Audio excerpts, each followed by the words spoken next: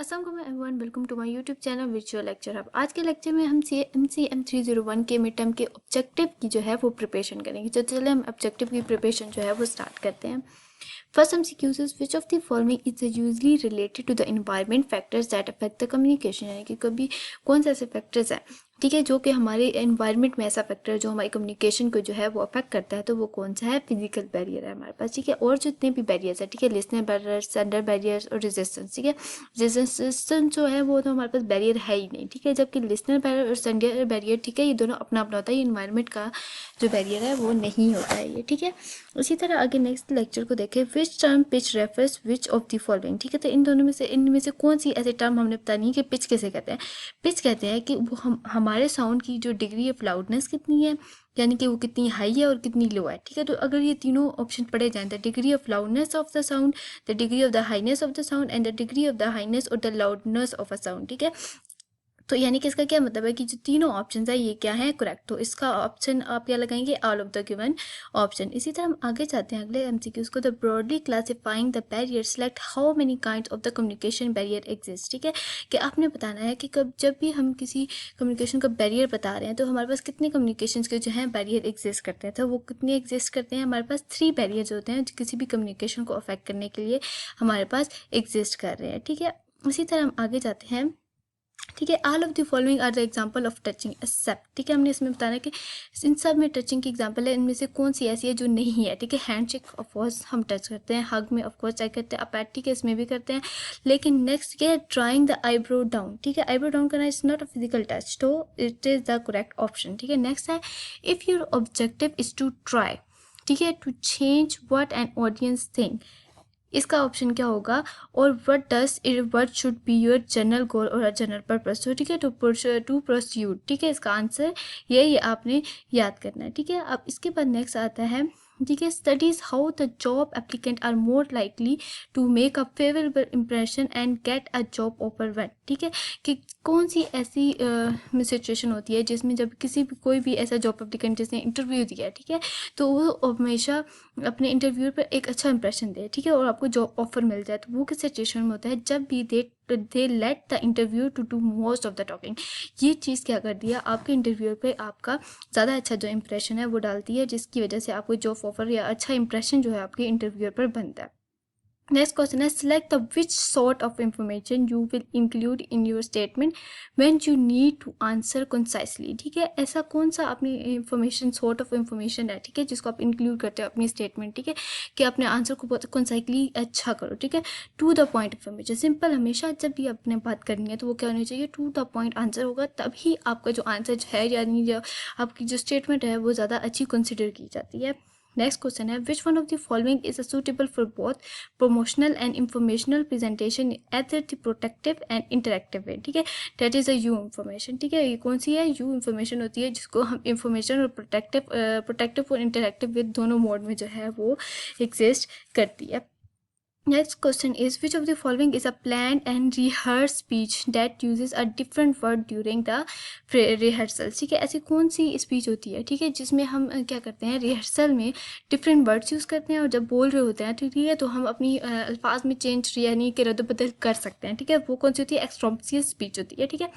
अब इससे पहले जो थी, ठीक है, मैन्यूस्क्रिप्ट, मेमोराइज और इम्प्रॉम्प्टू, ठीक है, ये तीनों अलग है। मैन्यूस्क्रिप्ट में हम पहले क्या याद, ठीक है, मैन्यूस्क्रिप्ट में हमारे पास लिखी हुई थी, हम देख के बोल रहे होते हैं। मेमोराइज में हमने याद की हुई होती है। और इम्प्रॉम्प्टू स्पीच वो होती है जो हमें एट द पॉइंट हमें पता चलता है कि हमने स्पीच करनी है और उसी वक्त जो है वो बनाकर करते हैं। तो अब नेक्स्ट क्वेश्चन है, self confident individuals usually stand more erect than दोस्त, ठीक है। जो सेल्फ कॉन्फिडेंस होते हैं, ठीक है, वो कहाँ एग्जिस्ट करते हैं? वो करते हैं हु लैक कॉन्फिडेंस, यानी कि उनके आगे स्टैंड करते हैं जिनका कॉन्फिडेंस नहीं होता है। इसी तरह हम आगे चलते हैं। अगला नेक्स्ट क्वेश्चन है, audience information such as age, gender, education and socio economic status fall in the category of known as, ठीक है। इन सबको एक कौन सी कैटेगरी के अंदर फॉल करते हैं, ठीक है, इसे डेमोग्राफिक्स कहते हैं। डेमोग्राफिक्स आपने याद रखना है कि डेमोग्राफिक के अंदर क्या क्या फॉल करता है? Age, gender, education, social sciences. इसके अलावा और भी बहुत सारे होते हैं। एज ग्रुप हो गया, आपके इंटरेस्ट क्या हो गया, आपकी हॉबीज़ क्या होगी, आपका एजुकेशन का लेवल कितना है, ये सब डेमोग्राफिक्स में आपके आते होते हैं, ठीक है। अब नेक्स्ट एमसीक्यू है, which of the following is the skill of speaking in a distant syllably. ठीक है, आप क्या कौन सी ऐसी स्किल है, ठीक है, जिसको हम क्या कहते हैं डिस्टेंट सिलेबली, यानी कि हर वर्ड को एग्जैक्ट, यानी कि स्पीच जैसे स्पीकिंग लिखा हुआ ना, तो उसका एक एक वर्ड को सिलेबली को इसको करेक्ट वे में जो उसको पढ़ना होता है ना, इसे हम क्या कहते होते हैं, आर्कुलेशन कहते होते हैं। ठीक है, ये आपके जो है सिर्फ ऑब्जेक्टिव भी नहीं बल्कि आपके जो सब्जेक्टिव है शॉर्ट में भी जो है ये क्वेश्चन जो है वो बहुत ज़्यादा आता है, तो अपने इसको याद रखना है।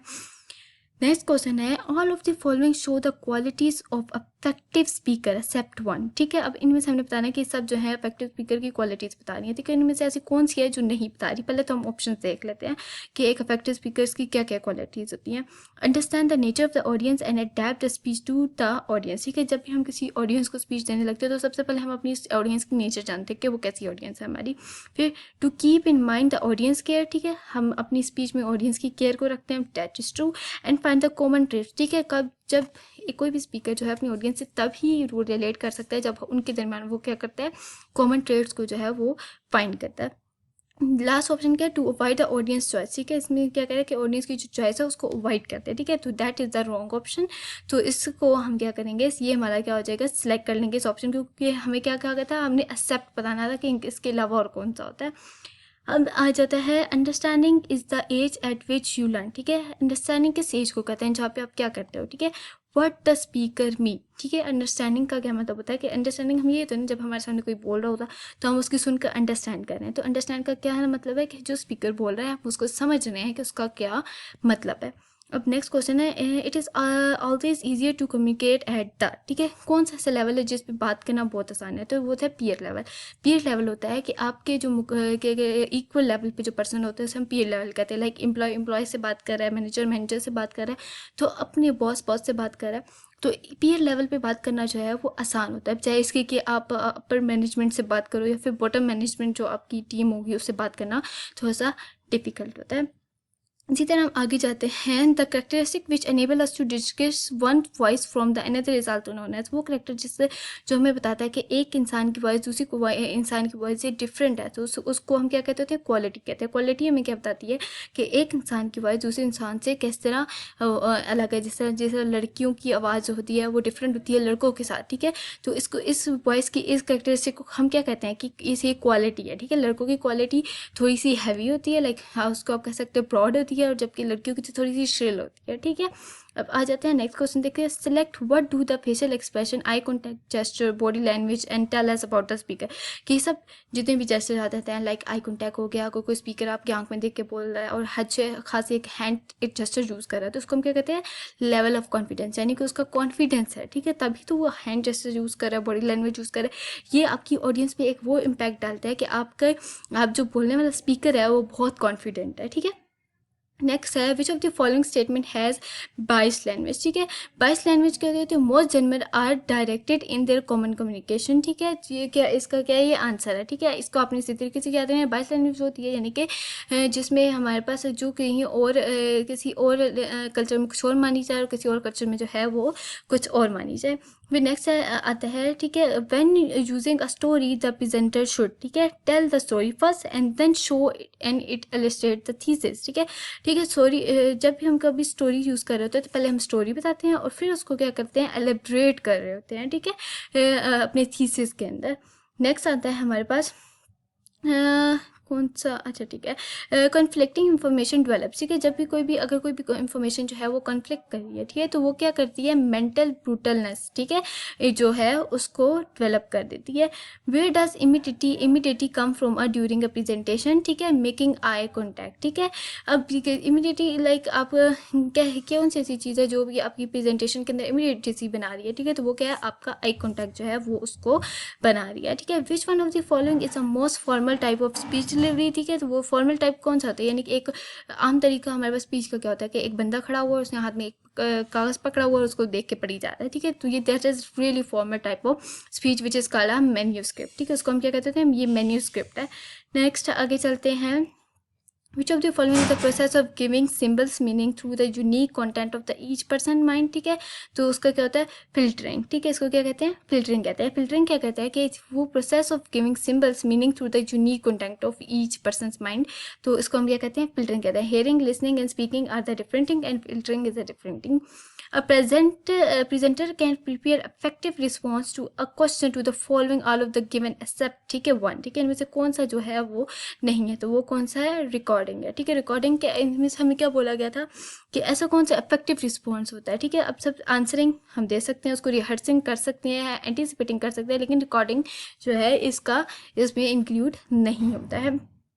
इन अ कंफर्टेबल सेटिंग, ठीक है, people in the audience can do all of the following except. ठीक है, कोई भी एक कंफर्टेबल सेटिंग है, ठीक है, जिसमें लोग बैठे हुए हैं इन द ऑडियंस, ठीक है, वो आपकी सुन रहे हैं। ठीक है, अब उसमें क्या होगा, सी के लिए आपको वो देख रहे होंगे। ठीक है, सिट कंफर्टेबली, आराम से बैठे हुए होंगे, फोकस एंटेटिवली, इसमें से कौन सा जो ऑप्शन है वो नहीं है। हेयर ऑन एज, ठीक है, ये जो है ऑप्शन जो है वो रॉन्ग है, और जितने भी हैं इसके अंदर जो है वो इंक्लूड होंगे। Select the correct reason which contribute toward the formation of the Iyer syndrome। Iyer syndrome क्या होता है, जिसमें आप सिर्फ अपने बारे में हर बात में जो है घुमा फिरा के अपने ऊपर ले आते हो बात, और खुद को आप जो है वो बताना चाहते हो।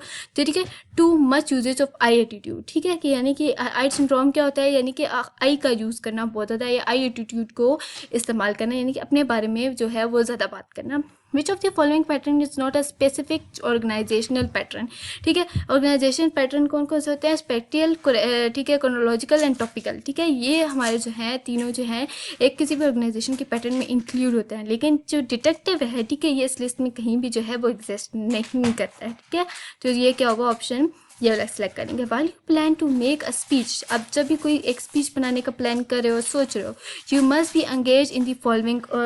ठीक है, इन दी फॉलोइंग। ठीक है, तो कौन कौन से आपको एंगेज करना है। ठीक है, ऑडियंस सेंटर अप्रोच आपने क्या लेनी है, सबसे पहले ऑडियंस सेंटर अप्रोच आपने लेनी है। ऑडियंस सेंटर अप्रोच का मतलब है कि जो आपकी ऑडियंस जो है, आप अगर ऑडियंस को अपनी तरफ ग्रैब करना चाहते हो, ठीक है, तो एंगेज करना चाहते हो अपने साथ, तो आपके जो ऑडियंस के इंटरेस्ट होंगे, ठीक है, आपने उसको मद्देनजर रखते हुए उनको इवॉल्व करना है अपने साथ, और आपने अपनी जो है स्पीच को देना है। इसी तरह हम नेक्स्ट आगे क्वेश्चन देखते हैं। Dash can also seriously imitate transmission of the ideas. ठीक है, तो इसका क्या है, प्रीजोडिस। ठीक है, प्रीजोडिस क्या होता है, सीरियसली आपके जितने भी आइडियाज़ होते हैं उनको क्या करता है, इम्पेट करता है। Which of the following arrangement in a modification of a conversational classroom setting, किसी भी क्लासरूम की जो सेटिंग होती है उस सेटिंग को हम क्या कहते होते हैं, वी इंफॉर्मेशन कहते हो। ठीक है, उसमें क्या क्लासरूम सेटिंग में क्या होता है कि एक टीचर होता है, जब सारे बैठे होते हैं और वो सुन रहे होते हैं, और जब आपको नहीं समझ होता था तो आप क्या कर रहे होते हो, क्वेश्चनिंग भी कर रहे होते हो आप उनसे। ठीक है, आप अपना जो है उस टाइम रिस्पॉन्स भी दे रहे होते हो अपना। ठीक है, इस तरह की सेटिंग को हम क्या कहते हैं, वी इंफॉर्मेशन कहते हैं।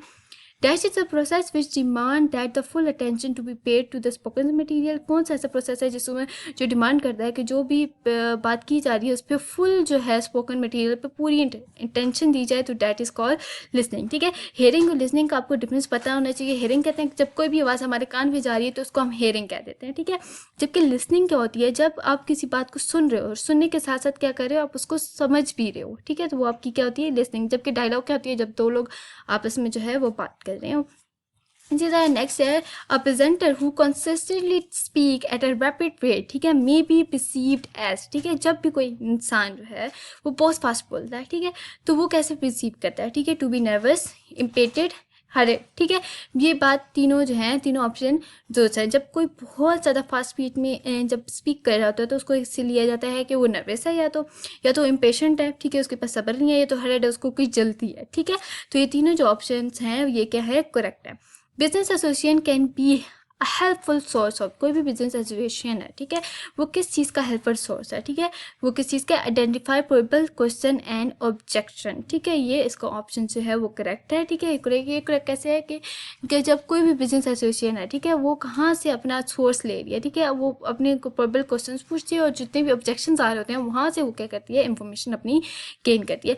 Fillers dash the continuity of the communication, ठीक है, डैट इज इंटरप्ट। ठीक है, वो क्या कर रहे थे, फिलर्स क्या होते हैं, फिलर्स आप अपनी बात करते हुए लाइक कोई ज़्यादा आप गैप देते होते हो, एक लफ्ज़ बोला फिर बहुत ज़्यादा आपने रुके और फिर अगला लफ्ज़ बोला, या फिर बीच में आपने वर्ड्स यूज़ किए, इस तरह के जो वर्ड्स होते हैं आप जो यूज़ करते हो, these are called the fillers. ठीक है, अगर आप फिलर्स यूज़ करें तो ये सब क्या कर देता है, आपकी कन्वर्सेशन को क्या कर देता है, इंटरप्ट कर देता है।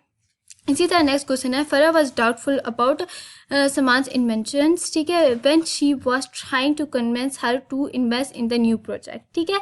अब which form of the listening it is, so it is a active listening, ठीक है। वो क्या कर रहा है कि उसी वक्त वो सुन रहा है, ठीक है, और सुनते ही उसी वक्त वो जो है उसको ट्राइंग टू कन्विंस कर रहा है। और वो एक्टिव लिसनिंग क्या होती है, जहाँ पे आप सुन रहे हो और उसी वक्त आप समझ रहे हो और एक्टिव रिस्पॉन्स भी उसी टाइम आप दे रहे हो, this is called the active listener. और ये क्या कर रहा है, उसी टाइम आपको जो है रिस्पॉन्स भी दे रहा है। ये एमसीक्यूज बहुत ज़्यादा इंपॉर्टेंट है, ये मेरा एमसीक्यूज 20 बार आया है, ठीक है, तो आपने इस एमसीक्यूज को करना है। फिर रेफरेंशियल लिसनिंग क्या होती है, रेफरेंशियल लिसनिंग क्या, sorry, next question is select which of the following the method of arranging your objects main point in a time sequence, ठीक है। टाइम सीक्वेंस में अपनी इंफॉर्मेशन को अरेंज करना क्या कहलाता है, क्रोनोलॉजिकल ऑर्डर कहलाता है, ओके। जब ये पहले मैं पीछे बता चुकी हूँ कि 3 ऑर्डर्स होते हैं, लाइक उनमें जो टाइम सीक्वेंस में अरेंज करना क्या कहला रहा है, क्रोनोलॉजिकल ऑर्डर कहला रहा है। इसी तरह विच of the following pattern is specially effective in the audience already known that the problem exist, ठीक है। अगर आपको पहले का पता है कि प्रॉब्लम एग्जिस्ट कर रही है, ठीक है, तो उसको उस पैटर्न को हम क्या कहते हैं, उससे कहते हैं कॉज एंड इफेक्ट, ठीक है, इसको हम कहते हैं कॉज एंड इफेक्ट। नेक्स्ट है जाता है which of the following is not use in the oral speaking style, ठीक है, इनमें से ऐसा कौन सा जो है वो ओरल स्पीकिंग स्टाइल पे नहीं यूज होता, ठीक है। तो द मोस्ट लॉन्ग सेंटेंसेज, ये मोस्टली जो लॉन्ग सेंटेंसेज यूज हो रहे होते हैं उसको हम क्या कहते हैं, ये हमारे ओरल स्पीकिंग स्टाइल में जो है वो एग्जिस्ट नहीं करता, ठीक है। अब नेक्स्ट क्वेश्चन है, all of the following statement are the purpose of forming an outline for a speech except one, ठीक है, इनमें से जितने भी स्टेटमेंट्स हैं, ठीक है, फॉर्मिंग किसी भी स्पीच का आउटलाइन हम बना रहे हैं, ठीक है, इनमें से कौन सा ऐसा है जो नहीं एग्जिस्ट करता, ठीक है। पहले तो हम पढ़ लेते हैं जो एग्जिस्ट करते हैं। It help to put order to the information, yes, ठीक है, कोई भी आउटलाइन हमारे लिए हेल्प करती है। It serve as a model to check your work, ठीक है, ये भी काम करती है वो। It serve as a guide from which to deliver your speech, yes, ये काम भी वो करती है। तो लास्ट ऑप्शन क्या है, it help to build confusion for a listener, ठीक है। आउटलाइन तो एक कन्फ्यूजन नहीं बिल्ड करती, आउटलाइन तो एक सिंपल सी लाइन होती है जो हमें बताती है कि हम आगे जो है वो आगे क्या और कैसे काम करेंगे, तो it's not build confusion, so this option is correct. Which type of communication occupies the most amount of our time, ठीक है, कौन सी ऐसी चीज़ जो है वो टाइम हम अपनी कम्युनिकेशन में लेते हैं, ठीक है, तो वो दैट इज़ द लिसनिंग, ठीक है। हम ज़्यादातर अपना दिन का जो टाइम गुजारते हैं वो सुनने में गुजारते हैं, ठीक है। when and centering and on the audience you start to finding that enable us to identify with them, that is a common trait। जब भी कोई ऑडियंस के साथ बात कर रहा होता है, ठीक है, तो हमने पहले पीछे भी एमसीक्यूज किया था कि हम क्या करते हैं, उनके दरमियान कॉमन ट्रेट्स को ढूंढते हैं, ठीक है, तभी हम ऑडियंस के साथ कनेक्ट कर पाते हैं। Next MCQs is At what point does an introduction begin, ठीक है, it begin that the moment you address to the audience, ठीक है, जब इंट्रोडक्शन आपका कब आता है, ठीक है, इंट्रोडक्शन जब भी आप किसी ऑडियंस से बात करने लगते हो तो उसी वक्त आपका क्या आ जाता है, आपका जो इंट्रोडक्शन है वो आ जाता है। On the average how fast a person can think then the listener can talk, ठीक है, एक कोई भी एवरेज पर्सन, ठीक है, कितना सोचता है किसी भी बात करने से पहले, ठीक है, 4 टाइम जो बंदा है वो बोलने से ज़्यादा पहले सोचता है, ठीक है। आपकी थिंकिंग पावर मतलब 4 टाइम्स ज़्यादा फास्टर होती है as compare to the listener, ठीक है, या फिर टॉकिंग, ठीक है। नेक्स्ट आ जाता है attribute acceptance inspiration speaking after dinner and a master of the ceremonies are example of, ठीक है, ये सब किस चीज़ की जो है एग्जाम्पल है, that is a ceremonial speech, ठीक है। ये सेरेमोनियल स्पीच वो स्पीच होती है लाइक एक डिनर होता है जिसमें एक बंदा खड़ा होकर अगर कुछ बोल रहा है या फिर कोई एक बंदा इंस्पिरेशन को स्पीच दे रहा है, तो ये सब सेरेमोनियल स्पीच के अंदर जो है वो एग्जिस्ट करती हैं। All of the following are the types of comment from an audience accept, ठीक है, तो कौन सा होता है एट्रीब्यूट, ठीक है, ये जो है एक इसकी एग्जिस्ट करती है। नेक्स्ट है आर्टिकुलेट स्पीच, ठीक है, इस कैरेक्टराइज बाय, ठीक है, आर्टिकुलेट स्पीच किससे कैसे कैरेक्टराइज होती है, ठीक है, correct pronunciation and clear animation, ठीक है, यानी कि ये क्या होता है आर्टिकुलेशन के जरिए हमने पीछे भी पढ़ा था कि किसी भी वर्ड की सिबली को उसे करेक्टली एक सिबली अगर आप उसका करेक्टली बोलते हो तो उसे हम क्या कहते हैं, आर्टिकुलेट है, ठीक है। In order to listen more effectively you should, ठीक है, आप बहुत अच्छा अगर आपने सुना है तो क्या करना है, आपने अपनी डिस्ट्रप्शन कम कर देनी है, बात भी कम करनी है, और जो बोलना जा रहा है, ठीक है, उसकी वर्बल और नॉन वर्बल, वर्बल क्या होती है जो वो बात कर रहा है, और नॉन वर्बल यानी कि जो जेस्चर दे रहा है, वो हाथ कैसे हैं, उसकी आईब्रोज कैसी हैं, वो आई टू आई कॉन्टैक्ट कैसा है, इन सब पे इंटेंशन पे करना है। ये सब क्या होते हैं, आप जब किसी भी को सुन रहे हो तो ये इन सब पे आपको अटेंशन पे करनी पड़ती है। तो all of the options are above. How can be the credibility of a presenter can be increased, ठीक है, अब किसी भी प्रेजेंटर की क्रेडिबिलिटी कैसे इंक्रीज होती है। Being well dressed, yes, option is true. Compiling the audience, ठीक है, complimenting the audience, right, that is true. Demonstrating your sincerity, of course that's true. So all of the options are true. अब a speech designated to change or enforce the audience belief or action, this is an example of persuasive speech, ठीक है, कोई भी ऐसी speech, ठीक है, जो कि क्या करती है, आपकी audience belief और actions के मुताबिक चल रही है, ठीक है, enforce ठीक है, उनको कर रही है, तो हम क्या कहते हैं, ये कौन सी speech है, persuasive speech है. What will be your first step for the preparation of the speech. जब भी आप कोई भी अपनी स्पीच प्रिपेयर करने लगे तो उसमें आपका फर्स्ट स्टेप क्या होना चाहिए, आपका फर्स्ट बेस्ट स्टेप क्या होता है कि आप अपना टॉपिक सेट करते हो, ठीक है. टॉपिक सेट करने के बाद जो नेक्स्ट स्टेप होता है गैदरिंग मटेरियल होता है, ठीक है, ये भी आपने याद रखना है. फर्स्ट टॉपिक सिलेक्शन है और नेक्स्ट सेकंड कौन सा होता है, गैदरिंग मटेरियल होता है. नेक्स्ट है in a presentation setting the only that should be prominent is that of the, ठीक है, स्पीकर वॉइस, ठीक है, क्या वो होनी चाहिए, स्पीकर वॉइस जो है वो प्रोमिनेंट होनी चाहिए हमारे पास. ये नहीं हो कि म्यूज़िक प्रोमिनेंट हो, तो उसमें क्या आप समझोगे, ठीक है, या फिर बैकग्राउंड म्यूज़िक आप दे दो या कोई अनाउंसमेंट वगैरह आ रही हो, तो ये आपकी प्रेजेंटेशन को क्या कर देता है, ख़राब कर देता है. A sample sentence that make a student to of express an attitude, opinion, condition, position or a feeling about a subject. It is called a switch of the following speech. ऐसी सैम्पल सेंटेंस जिसमें कोई भी speaker है, ठीक है, वो अपने expression दे रहा है, एटीट्यूड दे रहा है, या कोई ओपिनियन दे रहा है, कंडीशन है या पोजीशन या फीलिंग है, तो ये किस चीज़ में आ रहा है, ठीक है, तो ये एग्जिस्ट कर रहा है थीसिस स्टेटमेंट, ठीक है, इसे हम क्या कहते थे, थीसिस स्टेटमेंट कहते हैं. नेक्स्ट है the quality of a tone is communion of the pitch of the following, ठीक है, तो पिच, स्ट्रेंथ एंड कैरेक्टर. हमने क्वालिटी भी पढ़ा था कि क्वालिटी हमारे वॉइस को डिफ्रेंशिएट करने के लिए होता है. अब क्वालिटी के अंदर क्या क्या हमारे पास एग्जिस्ट करता है, क्वालिटी के अंदर हमारी पिच यानी कि आवाज़ हमारी कितनी पतली है, कितनी मोटी है, ठीक है, उसकी स्ट्रेंथ कितनी है, उसका कैरेक्टर क्या है, ठीक है, ये सब इसके अंदर एग्जिस्ट कर रही हैं, ठीक है. The entire following are the main point that are kept in mind while developing these aspect, ठीक है. अब कोई भी इनमें से जब कोई भी हम पॉइंट बना रहे हैं अपने दिमाग में, ठीक है, तो कौन सी ऐसी थीसिस डेवलप कर रहे हैं, ठीक है, तो कौन सी 3 चीज़ें जो हैं वो हमारे दिमाग में होनी चाहिए, उसके अलावा नहीं होना चाहिए, ठीक है. तो क्लियर, लॉजिकल, इक्विवेलेंट माइंड, ठीक है, तीनों पॉइंट जो आपने शॉर्ट के लिए भी याद कर लेना है कि तीनों जो है वो होने चाहिए. एक्सेप्ट क्या होनी चाहिए, एम्बिग्यूटी नहीं होनी चाहिए. एम्बिग्यूटी का मतलब है कि वो लाइन जो आपके जो आप बोल रहे हो वो उसके कंफ्यूजिंग हो जाए, ठीक है, यानी कि डबल मीनिंग वो लेकर आ रही है, वो ऐसी नहीं होनी चाहिए.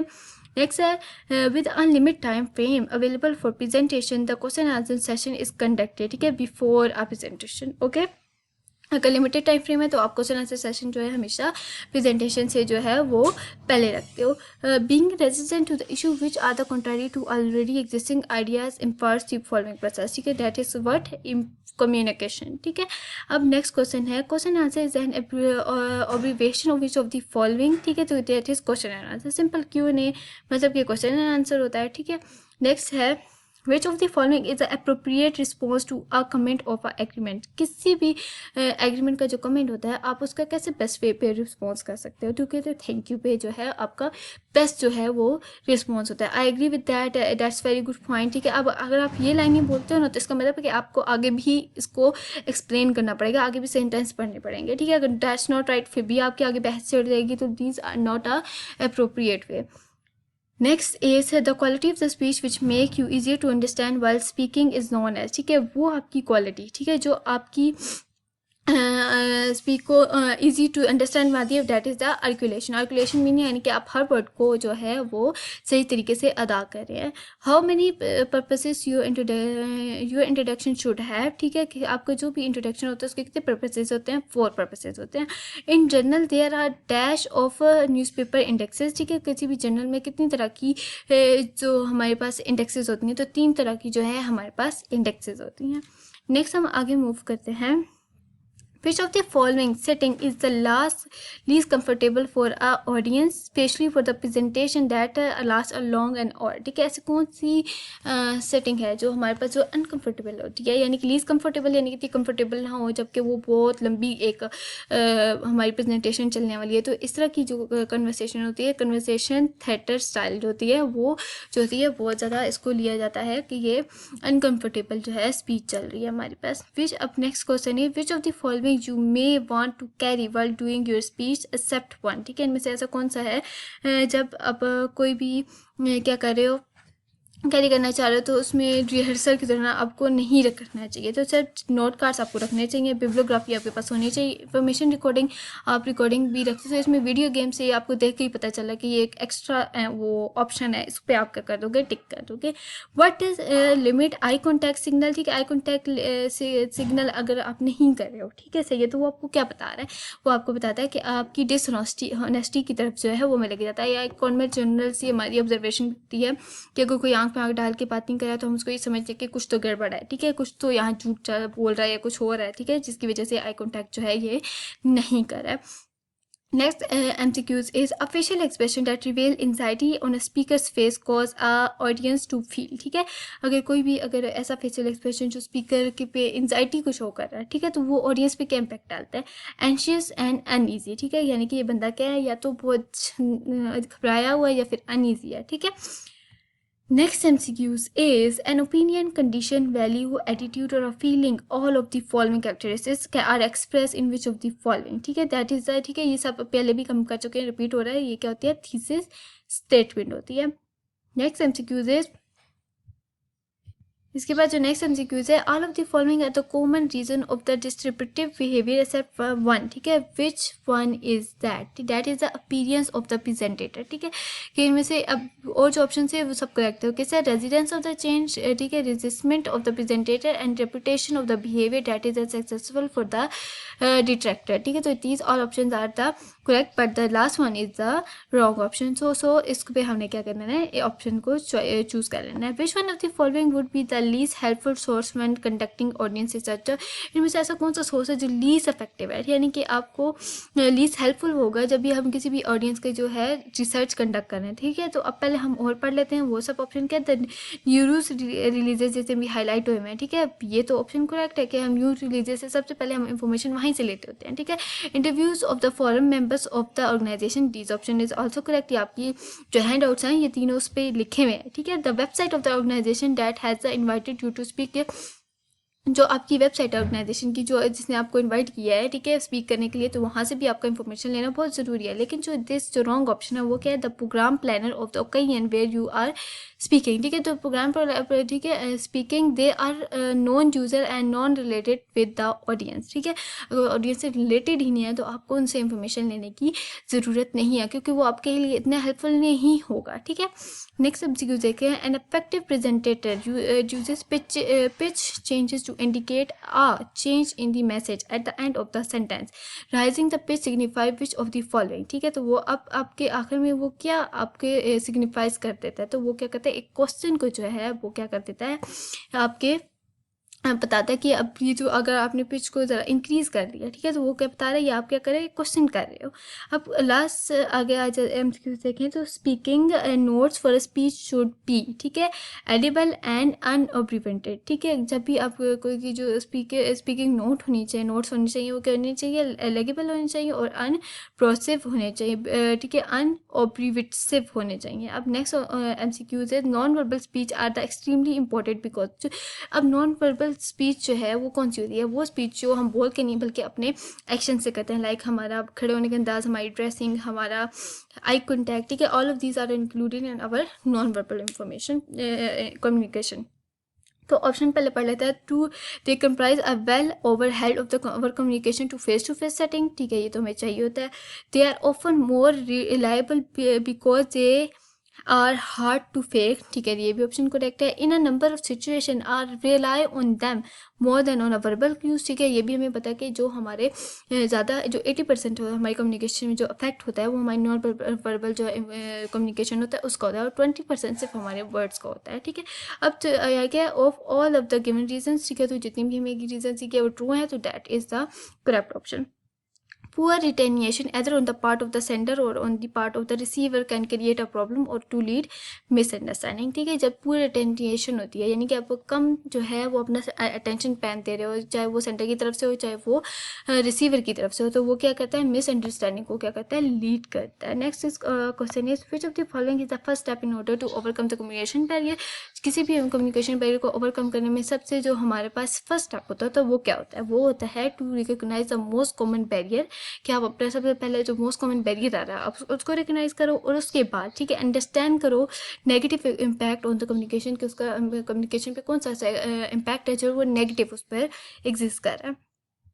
Next is which of the following is not a form of non verbal communication, इसमें से ऐसा कौन सा है जो नॉन वर्बल कम्युनिकेशन का फॉर्म नहीं है। ठीक है, तो अब नॉन वर्बल में हमें भी पहले भी बताया जाता है कि वो हमारा जेस्चर हो सकता है, हमारा फेशियल एक्सप्रेशन हो सकता है, वो हमारी अपीयरेंस हो सकती है, लेकिन हाँ रेडियो इंटरव्यू ये इसका नहीं है, तो that is the correct option. ठीक है, which all of the following are the correct about a magazine except. ठीक है, मैगजीन के बारे में इनमें से सब करेक्ट है, ऐसा कौन सा ऑप्शन जो करेक्ट नहीं है। ठीक है, पहले magazine article tend to be shorter and more general. Magazines होते हैं उसमें आर्टिकल्स क्या होते हैं वो शॉर्टर होते हैं, तो लंबे नहीं होते हैं।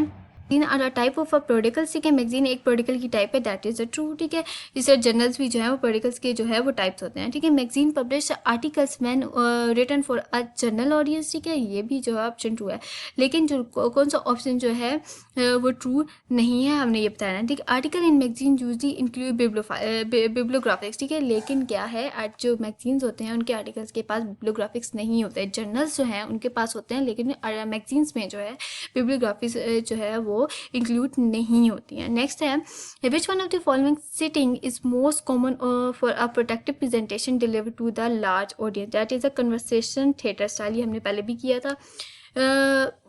All of the following steps are essential for to an effective response of the question accept. ठीक है, effective response कौन सा है, anticipation. ठीक है, that is the कौन सा ऐसा हमने बताना था कि जो effective नहीं है, that is the anticipation, यानी कि उसमें participation ना करना। Which of the following speaking relies on the speaking note. ठीक है, that is the impromptu speech जो है वो आपकी स्पीकिंग नोट्स पे जो है वो डिपेंड कर रही होती है, यानी कि आप जो बोलने जा रहे हो ठीक है वो आप कि उसमें जो वर्ड्स हैं वो आप अपनी नोट्स जो वो चेंज करते हो, उसको हम एक्सट्रोपियस स्पीच जो है वो कहते हैं। All of the following tactics can be employed for dealing with the distributive indicate accept. ठीक है, इनमें से जितनी भी ट्रेड्स हैं ठीक है कौन सा ऐसा है जो कि डीलिंग विद द डिस्ट्रीब्यूटिव नहीं इंसिडेंट को इसके साथ नहीं है। ठीक है, डोटर डिले और डिसमिस। ठीक है, ये तीनों जो हैं इसके साथ हमारे पास रिलेटेड है, जबकि ट्रैक जो है वो इससे रिलेटेड नहीं है। वैसे ये एमसीक्यू आपके फाइनल टर्म का, ये आपके मिड टर्म का नहीं है, ये नहीं आएगा। Thesis statement is a dash of your speech. ठीक है, थीसिस स्टेटमेंट आपके किसी भी स्पीच का क्या होती है। ठीक है, कोई भी थीसिस स्टेटमेंट होती है वो एक लाइन की होती है, और वो क्या होती है आपका कोर आइडिया होता है किसी भी आप जो स्पीच करने लगे हो उसका। ठीक है, द कोर आइडिया और द बॉटम लाइन। ठीक है, ये क्या है, कोर आइडिया या फिर बॉटम लाइन है, यानी कि आपको बताने लगी है कि आप फुल स्पीच के अंदर क्या बात करने जा रहे हो, उसका आइडिया दे देती है ये। Next is select which of the following is responsible for the initiate action to overcome physical barrier. ठीक है, तो सबसे पहले ये कौन सा ऐसा पर कौन रिस्पॉन्सिबल होता है। ठीक है, कोई भी फिजिकल अगर बैरियर आ रहा है ठीक है उसको ख़त्म करने का, तो वो सेंटर होता है। सेंटर का काम होता है कि चाहे वो आया कि लिसनर की तरफ से बैरियर आ रहा है, इन्वायरमेंट बैरियर आ रहा है, जिस तरीके का भी बैरियर है, सेंटर ने उस बैरियर को क्या करना होता है, रिजॉल्व करना होता है। Which of the following is a method of arranging information by dividing it into the part, that is a topical pattern. ठीक है, टॉपिकल पैटर्न में क्या होता है कि हम अपनी इंफॉर्मेशन को बाय पार्ट डिवाइड कर देते हैं, देन उस पैटर्न पे हम चलते हैं, जबकि क्रोनोलॉजिकल में क्या था, हम लोग टाइम के ऑर्डर पे जो है वो चल रहे थे। नेक्स्ट इज ठीक है पार्शियल और marginal listening can destroy the intent of which of the following, that is the message. ठीक है, ये किसको हमारे पास इंटेंट करता है, डिस्ट्रॉय कर देता है, ये मैसेज को है वो डिस्ट्रॉय कर देता है।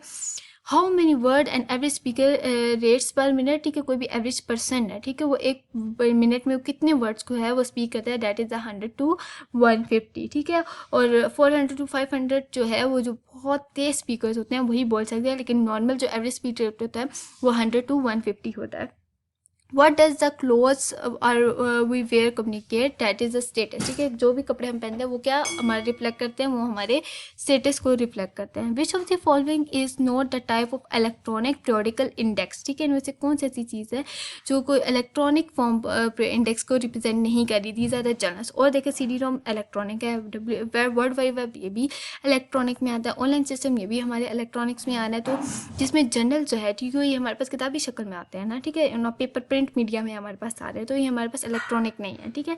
तो ये ऑप्शन जो है वो करेक्ट है। Which of the following are the factor involve in a non verbal, ठीक है, कौन से ऐसे फैक्टर्स हैं जो आपके नॉन वर्बल में इन्वॉल्व होता है। देखिए appearance, facial expression, eye contact, gesture, touch, posture, voice, silence, time, ये सब जितने भी हैं ये आपके नॉन वर्बल कम्युनिकेशन के अंदर एग्जिस्ट कर रहे हैं। In a verbal communication one's physical appearance affect है, किसी भी वर्बल कम्युनिकेशन में, ठीक है, आपकी किस चीज़ को अफेक्ट कर रहा होती है आपकी verbal communication, that is the message, ठीक है, वो किसको अफेक्ट करिए, मैसेज को जो है वो अफेक्ट करिए। असाइनमेंट इज कम्युनिकेटेड बाय, ठीक है, अब ये क्या होता है, हाई पिच वॉइस। असाइनमेंट जब आप असाइनमेंट हो तो आपकी वॉइस जो होती है वो राइज हो जाती है, तो ये क्या होती है, हाई पिच हो जाती है, ठीक है। रैपिड रेट ऑफ स्पीकिंग, हम बहुत तेज़ बोलना शुरू करते हैं। और श्रिल आवाज़, जब हमारी पिच हाई होती है तो हमारी आवाज़ क्या हो जाती है, श्रिल हो जाती है। ये तो आपको पता होना चाहिए कि क्योंकि एक फिजिक्स का बेसिक सा कॉन्सेप्ट है कि आपकी वॉइस की अगर की पिच हाई है तो आपकी वॉइस श्रिल हो जाएगी, और पिच जो है वो कम होती है तो आपकी जो वॉइस है वो ग्रिल हो जाती है, यानी कि भारी हो जाती है। तो all of the given options are correct. Which of the following would be a negative result of failing to analyze the audience probably? To that is the option. All of the options are above. The options are assuming that a gender extremely still hold the true, offending audience members with a position that is a contrary to fill religious beliefs, ठीक है, using a joyous vocabulary that is inappropriate for the audience, education level. So these options are all are above, ठीक है, are true, ठीक है। यहाँ पर हमने जितने भी अपने जो किए थे CSC01 के जितने भी इम्पोर्टेंट MCM301 के जितने भी इम्पोर्टेंट MCQs थे, ठीक है, वो सब यहाँ पे कवर हो जाते हैं, ठीक है। ये जितने भी MCQs करवाए ये सब बहुत ज़्यादा इंपॉर्टेंट है, आपने इन सब MCQs को बहुत अच्छे तरीके से याद कर लेना है। इसी में से जो है आपके जो है वो MCQs जो है मिड टर्म में जो है वो आएंगे, ठीक है। And don't forget to subscribe my channel. मिलते हैं नेक्स्ट लेक्चर में, तब तक के लिए अल्लाह हाफिज़।